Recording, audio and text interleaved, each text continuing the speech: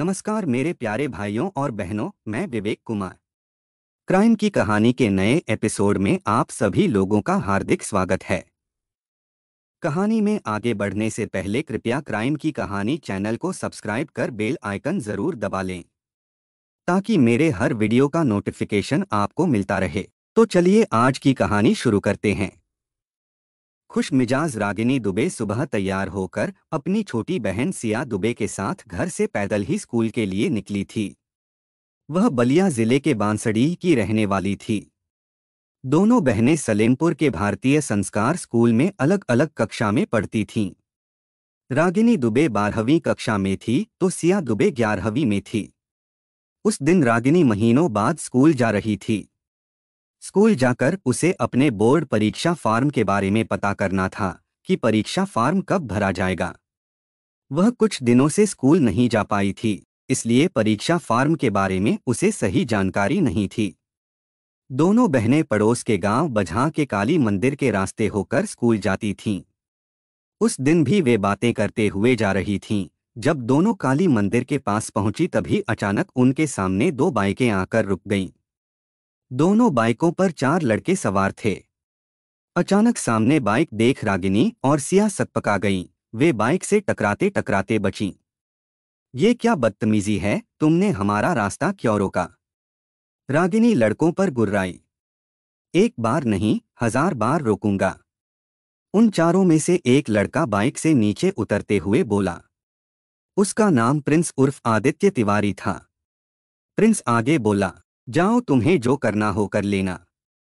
तुम्हारी गीदड़ भभकी से मैं डरने वाला नहीं, समझी? रागिनी बोली, देखो मैं शराफत से कह रही हूं, हमारा रास्ता छोड़ो और स्कूल जाने दो।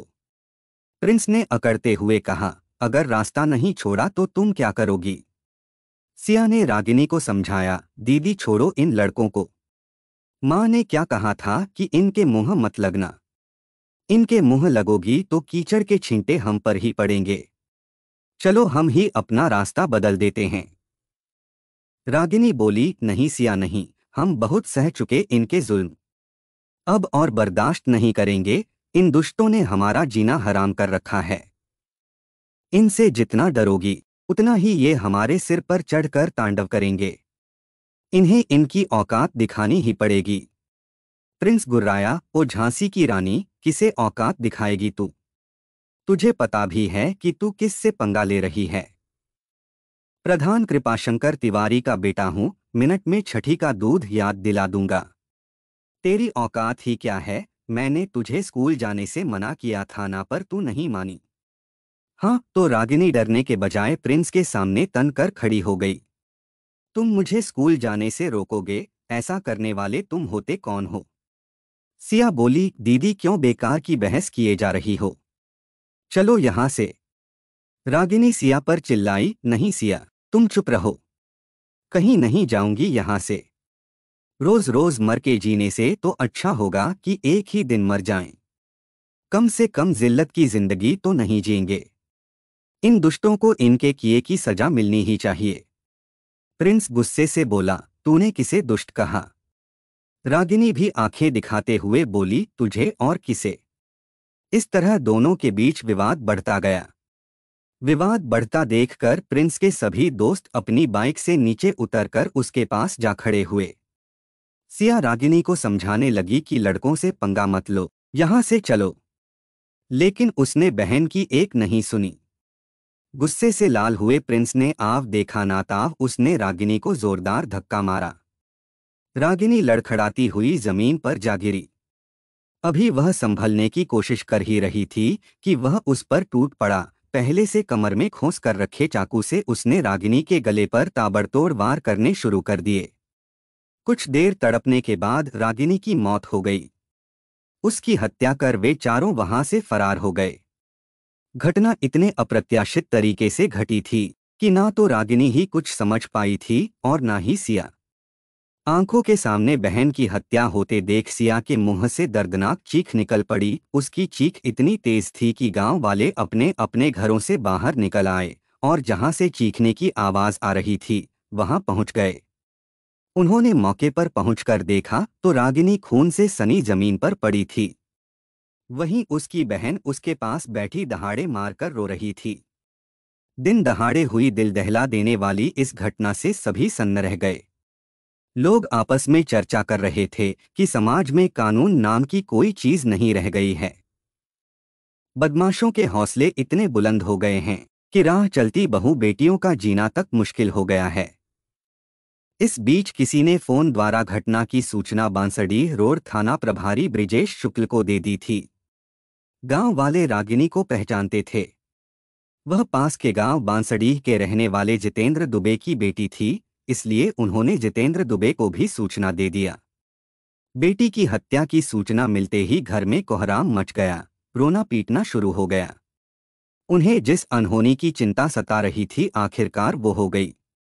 जितेंद्र दुबे जिस हालत में थे उसी हालत में घटनास्थल की तरफ दौड़े। वह बजहा गांव के काली मंदिर के पास पहुंचे तो वहां उनकी बेटी की लाश पड़ी थी। लाश के पास ही छोटी बेटी सिया दहाड़े मारकर रो रही थी। बेटी की रक्त रंजित लाश देखकर जितेंद्र भी फफक फफक कर रोने लगे। उन्हें 2-3 दिन पहले ही कुछ शरारती तत्व घर पर धमकी देकर गए थे कि रागिनी स्कूल गई तो वह दिन उसकी जिंदगी का आखिरी दिन होगा। आखिरकार वे अपने मंसूबों में कामयाब हो गए। सूचना पाकर एसआई ब्रिजेश शुक्ल फोर्स के साथ मौके पे पहुंच चुके थे। उन्होंने शव का मुआयना किया। मृतका के गले पर अनेक घाव थे।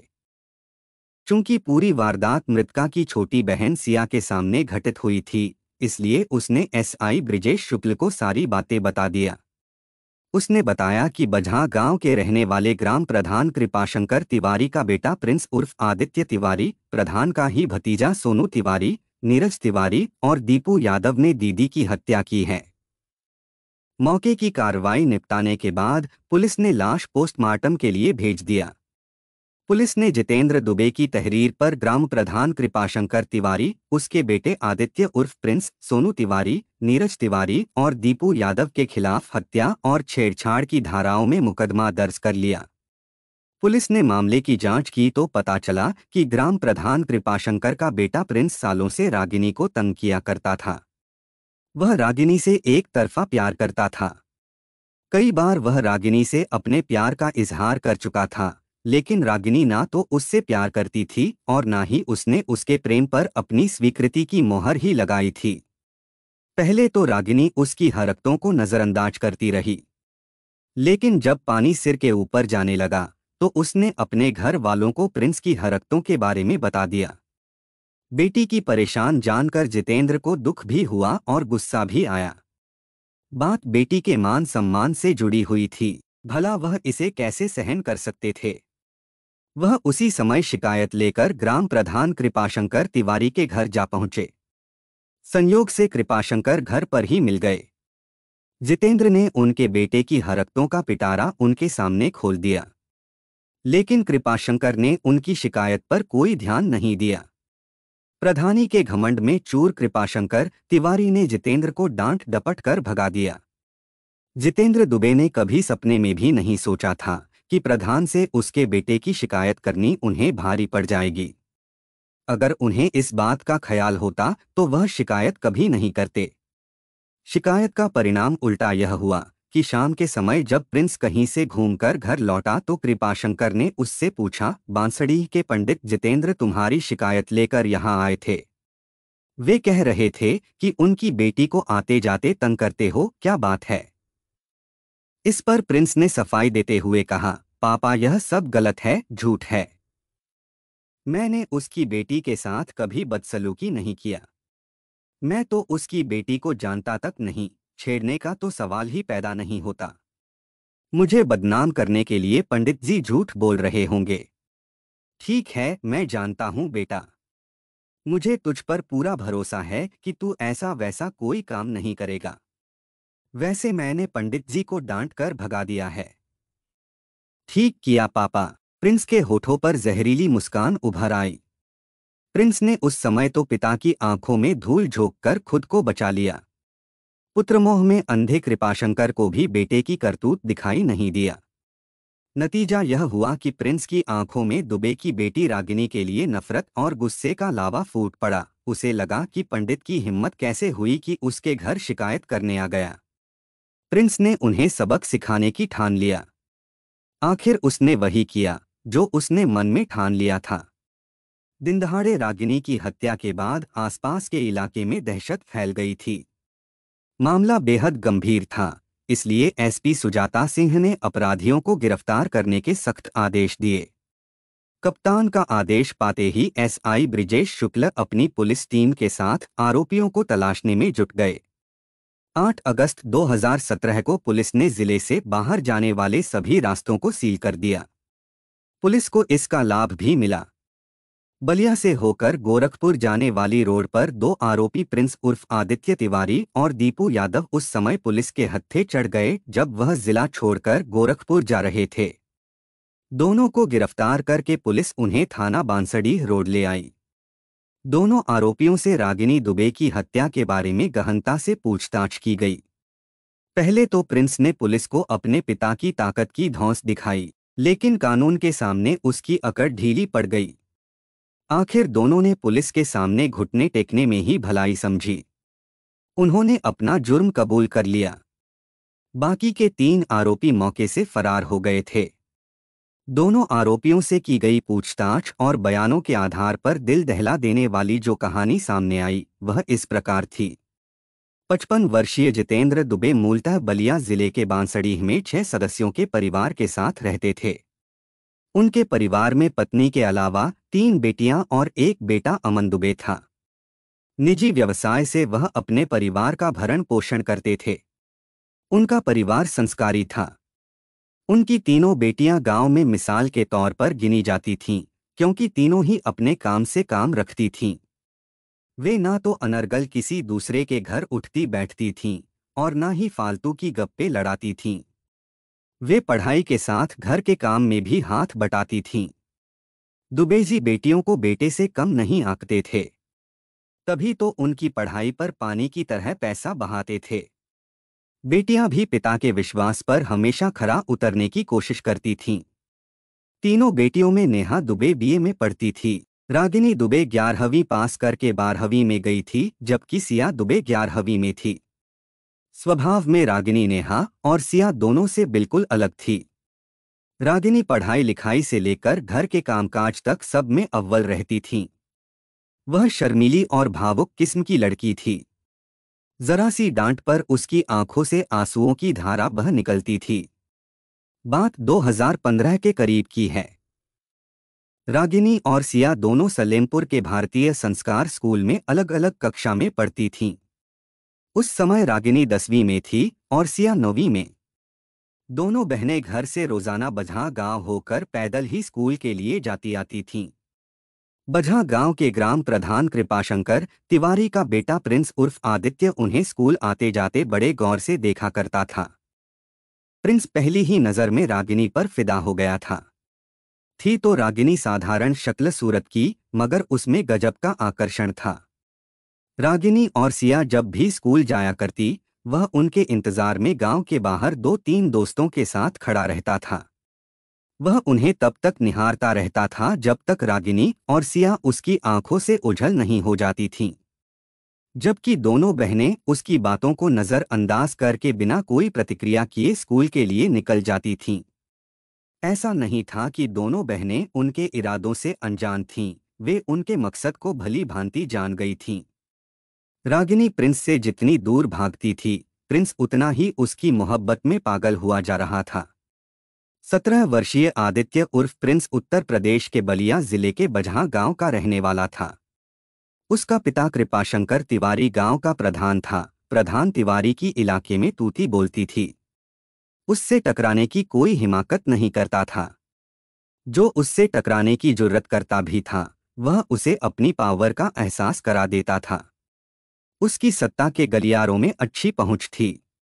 ऊंची पहुंच ने प्रधान तिवारी को घमंडी बना दिया था। ग्राम प्रधान कृपाशंकर तिवारी का बेटा प्रिंस भी उसी के नक्शे कदम पर चल रहा था। पिता की ही तरह प्रिंस भी अभिमानी स्वभाव का था। जिसे चाहे वह उससे उलझ जाता था और मारपीट पर आमादा हो जाता था। वह जब भी चलता था उसके साथ 5-7 लड़कों की टोली चलती थी। उसकी टोली में नीरज तिवारी, सोनू तिवारी और दीपू यादव खासम खास थे। ये तीनों प्रिंस के लिए किसी भी हद तक जाने को हमेशा तैयार रहते थे। इसीलिए वह इन पर पानी की तरह पैसा बहाता था। प्रिंस रागिनी से एक तरफा मोहब्बत करता था। उसे पाने के लिए वह किसी भी हद तक जाने के लिए तैयार था, जबकि रागिनी उससे प्यार करना तो दूर उससे बात तक करना उचित नहीं समझती थी। रागिनी के प्यार में प्रिंस इस कदर पागल था कि उसने खुद को कमरे में कैद कर लिया था। ना तो यार दोस्तों से पहले की तरह ज्यादा मिलता था और ना ही उनसे बातें करता था। प्रिंस की हालत देखकर उसके दोस्त नीरज और दीपू परेशान रहने लगे थे। यार की जिंदगी की सलामती के खातिर तीनों दोस्तों ने फैसला किया कि चाहे कुछ भी क्यों ना हो जाए, वह उसका प्यार यार के कदमों में लाकर डालेंगे। नीरज, सोनू और दीपू तीनों ने मिलकर एक दिन रागिनी और सिया को स्कूल जाते समय रास्ते में रोक लिया। तीनों के अचानक से रास्ता रोकने से दोनों बहनें बुरी तरह से डर गईं। रागिनी हिम्मत जुटाकर बोली, ये क्या बदतमीजी है, तुमने हमारा रास्ता क्यों रोका, हटो, हमें स्कूल जाने दो।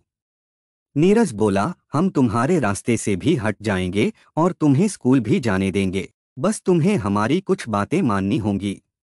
रागिनी नाराजगी भरे लहजे में बोली, ना तो मैं तुम्हारी कोई बात मानूंगी और ना ही सुनूंगी, बस तुम हमारा रास्ता छोड़ दो, हमें स्कूल के लिए देर हो रही है। नीरज ने कहा, देखो रागिनी, ये किसी की जिंदगी और मौत की सवाल है, मेरी बात सुन लो फिर चली जाना।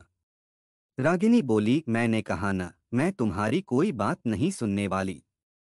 क्या मुझे ऐसी वैसी लड़की समझ रखा है जो राह चलते आवारा किस्म के लड़के के मुंह लगे। नीरज रागिनी के सामने गिड़गिड़ाया, देखो रागिनी, तुम्हारा गुस्सा अपनी जगह जायज है। मैं जानता हूं कि तुम ऐसी वैसी लड़की नहीं, खानदानी लड़की हो, लेकिन तुमने मेरी बात नहीं सुनी तो मेरा भाई जो तुमसे प्यार करता है मर जाएगा। तुम उसे बचा लो। तुम्हारा भाई मरता है तो मेरी बला से मैं उसे प्यार नहीं करती। एक बात कान खोल कर सुन लो कि आज के बाद इस तरह की वाहियात बात फिर मेरे सामने मत दोहराना, वरना इनका परिणाम बहुत बुरा होगा, समझे। नीरज को खरी खोटी सुनाती हुई रागिनी और सिया चली गईं। रागिनी की बातें नीरज के दिल को लग गई थी। उसे कतई उम्मीद नहीं थी कि रागिनी उसे ऐसा जवाब दे सकती है। रागिनी की बातों से उसे काफी गहरा आघात पहुंचा था। चूंकि मामला उसके भाई के प्यार से जुड़ा हुआ था, इसलिए उसने रागिनी के अपमान को अमृत समझकर पी लिया था। उस समय तो नीरज और उसके दोस्तों ने उसे कोई जवाब नहीं दिया, लेकिन नीरज ये बात अपने तक सीमित नहीं रख सका। उसने घर जाकर यह बात प्रिंस से बता दिया। भाई की बात सुनकर प्रिंस गुस्से से उबल पड़ा कि रागिनी की ऐसी मजाल जो उसने उसके प्यार को ठुकरा दिया। अगर वो मेरे प्यार को ठुकरा सकती है तो मैं भी उसे जीने नहीं दूंगा। अगर वो मेरी नहीं हो सकती तो मैं किसी और की भी नहीं होने दूंगा। प्रिंस के गुस्से को नीरज और उसके दोस्तों ने और हवा दे दी थी। रागिनी के प्यार में मर मिटने वाला जुनूनी आशिक प्रिंस ठुकराए जाने के बाद एकदम फिल्मी खलनायक बन गया था। उस दिन के बाद से रागिनी जब भी कहीं आती जाती दिखती थी, प्रिंस चारों दोस्तों के साथ मिलकर अश्लील शब्दों की फप्तियां कसकर उसे जलील करता, उसे छेड़ता रहता था। और तो और वह दोस्तों को लेकर उसके घर तक धमकाने के लिए पहुंच जाता था। प्रिंस के इस रवैये से उसके घर वाले परेशान हो गए थे। डर के मारे रागिनी ने घर से बाहर निकलना छोड़ दिया था। उसने स्कूल जाना भी बंद कर दिया था। प्रिंस का खौफ रागिनी के दिल में बैठ गया था। जब बात हद से आगे बढ़ गई तो रागिनी के पिता जितेंद्र दुबे ने बांसड़ी रोड थाने में प्रिंस और उसके दोस्तों के खिलाफ लिखित शिकायत किया। लेकिन प्रधान कृपाशंकर की राजनैतिक पहुंच की वजह से मामला वहीं रफा दफा हो गया था। इसके बाद प्रिंस और भी उग्र हो गया। वह सोचता था कि जितेंद्र दुबे ने उसके खिलाफ थाने में शिकायत करने की जुर्रत कैसे किया। बात अप्रैल 2017 की है।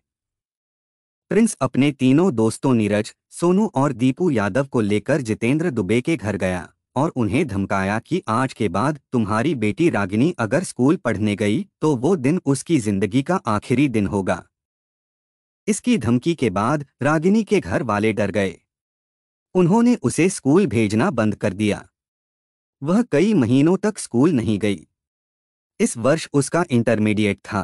स्कूल में परीक्षा फॉर्म भरे जा रहे थे।